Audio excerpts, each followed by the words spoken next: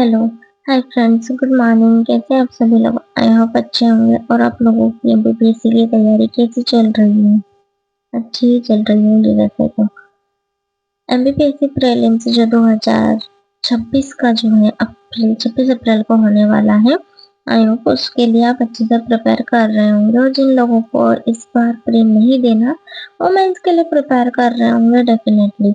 मैं उन लोगों से कहना चाहती हूँ कि अगर इस बार आप लोगों का प्री नहीं है तो मेंस को अच्छे से पढ़िए और ट्राई कीजिए कि आप लोग प्रैक्टिस भी कर पाए मॉक टेस्ट वगैरह। तो उससे आपको पता चलेगा कि आप नेक्स्ट ईयर जब एग्जाम देंगे तो आपका लेवल कैसा रहेगा। और इस बार हमारे एमपीपीएससी ने हमारे साथ, इस बार क्या हर बार ही वो तो करता रहता है, कोई नई बात नहीं है एमपीपीएससी के लिए। बट हाँ, जो हमने सोचा नहीं था वो हुआ है इस बार, जैसे कि माइनस मार्किंग। बट ये उन स्टूडेंट के लिए प्लस पॉइंट है जो ऑनेस्टली पढ़ाई करते हैं, जो वन डे एग्जाम देते हैं और सिर्फ ओनली एग्जाम देने के लिए चले जाते हैं कि हमें अगर क्लियर हुआ हमारा एग्जाम तो फिर आगे मेंस पढ़ेंगे। उन लोगों की भीड़ ना अब कम हो जाएगी, क्योंकि माइनस मार्किंग है और माइनस मार्किंग होने की वजह से बहुत कम लोग हैं जो कि फॉर्म फिलअप करेंगे। टाइम पास वाले लोग फॉर्म फिल नहीं करेंगे। अब हम कह सकते हैं कि हमारा एमपीपीएससी एग्जाम जो है यूपीएससी की तरह की तरफ स्विच हो रहा है। क्यों? क्योंकि यहाँ पर जैसे कि अब माइनस मार्किंग स्टार्ट हो चुकी है, जैसा कि हम लोग जानते हैं। हमें नहीं पता आगे जाकर के ये भी हो सकता है कि आयोग अटेम्प्ट भी लिमिट कर दे, जैसे कि यूपीएससी में है कि जनरल के लिए 6 अटेम्प्ट, ओबीसी के लिए 9 अटेम्प्ट। इस टाइप से हमारे आयोग में भी ये हो सकता है, एमपीपीएससी के एग्जाम में भी, कि आने वाले समय पर वो अटेम्प्ट लिमिट कर दे। क्योंकि आयोग का कोई भरोसा नहीं, वो नई नई चीजें तो लाता ही रहता है। कुछ साल पहले 2020 में उन्होंने सिलेबस चेंज किया, तब चीजें चेंज हुई। देन उसके बाद 24 में उन्होंने सिलेबस चेंज किया, तब चीजें बदली। और 2 साल बाद फिर उन्होंने नया चेंजेस कर दिया। मतलब कि कुल मिलाकर आयोग का तो यही है कि व्यक्ति को, स्टूडेंट को इतना परेशान कर देना है कि बच्चा खुद तैयारी छोड़कर चले जाए। और जैसे कि आप लोगों को पता ही है कि पोस्टें भी कितनी कम हमारे यहाँ पर निकल रही है। बहुत सालों में ऐसा होता है कि 300 या 400 पोस्ट आएंगी। बाकी हाँ, लास्ट टाइम से जो 2022 में आई थिंक आई थी अच्छी पोस्ट है। देन उसके बाद से अभी तक तो सिर्फ यही चल रही है 150 के आसपास ही, इतनी पोस्टें आ रही। बट हमें कम पोस्ट देख करके घबराना नहीं है, हमें यही सोचना है कि इनमें से सिर्फ एक पोस्ट हमारी है। क्योंकि जब हम ऑनेस्टली हमारी पढ़ाई करेंगे और हम जब अच्छे से मेहनत करेंगे तो डेफिनेटली हम हमारा एग्जाम क्लियर करेंगे। और ये जो नेगेटिव मार्किंग है, आई थिंक हमारे लिए ये प्लस पॉइंट है, ना कि माइनस पॉइंट। बिकॉज ऑफ जो बच्चा सिर्फ तुक्का लगा करके एग्जाम क्लियर कर लिया करता था, वो अब ये चीज नहीं करेगा। जिस क्वेश्चन में हम 100% श्योर है, हम उसी का आंसर करेंगे। अदरवाइज हम क्वेश्चन अटेम्प्ट करने से भी डरेंगे।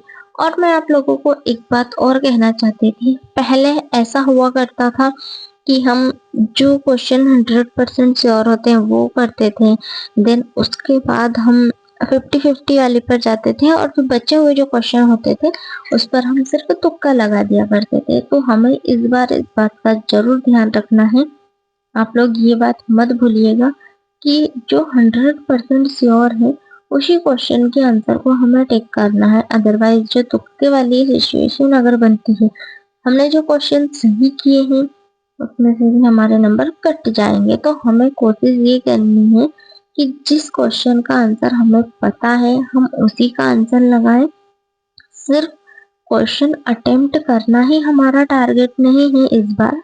हमारा टारगेट है सही क्वेश्चन के आंसर को टिक करना। अदरवाइज जो हम सही क्वेश्चन करेंगे वो भी हम माइनस में जाएंगे जब हम गलत क्वेश्चन करेंगे। तो हमें कोशिश यही करनी है जिसका आंसर हमें पता हो उसी का हम आंसर लगाएं। अदरवाइज हम बहुत गंदे वाले फंसने वाले हैं, पहले ही बता दे रही हूँ। क्योंकि अगर हमने सिर्फ क्वेश्चन अटेम्प्ट करने के चक्कर में रॉन्ग आंसर भी लगाया ना तो उससे हमारा ही नुकसान होने वाला है। पता चले कहीं हमने 50 क्वेश्चन कंप्लीट कर लिए और अगर मान लो 60 या 70 भी हमने हमारे क्वेश्चन के आंसर सही हुए, देन उसके बाद 30 क्वेश्चन ऐसे हैं जो हमें नहीं पता तो हमें छोड़ ही देना चाहिए। अदरवाइज जो हमने 70 सही किए उसमें माइनस में जाने से बेहतर है कि हम इसे छोड़ दें। तो फ्रेंड्स मैं आप लोगों से इतना ही कहना चाहती हूँ, और अगर आप लोगों को लगता है कि इस जर्नी में मैं आपका साथ दे रही हूँ, सपोर्ट कर रही हूँ,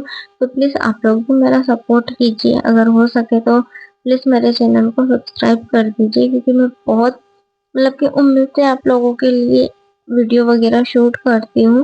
हालांकि बहुत लोग तो सोचते होंगे कि अरे वीडियो शूट करने से पढ़ाई थोड़ी ना होती, बट मैं इसलिए ये चीजें करती हूँ कि जब मैं एक हाउस वाइफ हूँ, जैसा कि आप लोगों को पता है, तो मैं मेरी पढ़ाई सिर्फ घर से कर रही हूँ।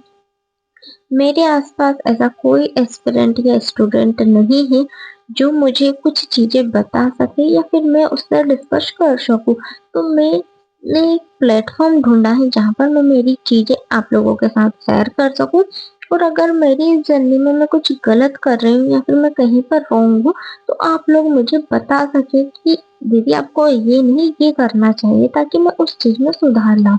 मेरा मेन टारगेट यहाँ पर मेरी स्ट्रेटेजी शेयर करना है, ताकि अगर मैं मेरी पढ़ाई और मेरी रणनीति में कहीं पर भी गलत हूँ तो आप लोग मुझे बता सके कि मुझे ये नहीं करना चाहिए। उससे मेरी भी हेल्प होगी और शायद कहीं ना कहीं मैं आप लोगों की भी हेल्प कर पाऊँ। तो फ्रेंड मैं आप लोगों से इतना ही कहना चाहती हूँ कि अगर आप लोगों को मेरी वीडियोस पसंद आ रही हो तो प्लीज मेरे चैनल को सब्सक्राइब कर दीजिए और वीडियोस को भी लाइक किया कीजिए।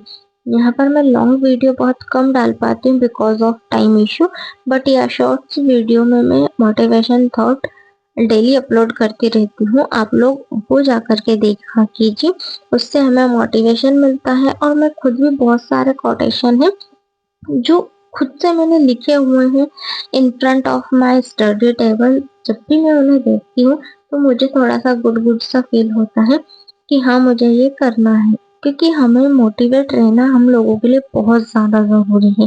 अगर हम लोग डिमोटिवेट रहेंगे ना तो हम लोग हमारी पढ़ाई नहीं कर पाएंगे। हम लोगों के लिए मोटिवेट रहना बहुत ज्यादा जरूरी है। ठीक है फ्रेंड्स, तो अब हम लोग मिलते हैं नेक्स्ट वीडियो में। आई होप आपको मेरा ये ब्लॉग पसंद आया होगा। बाय।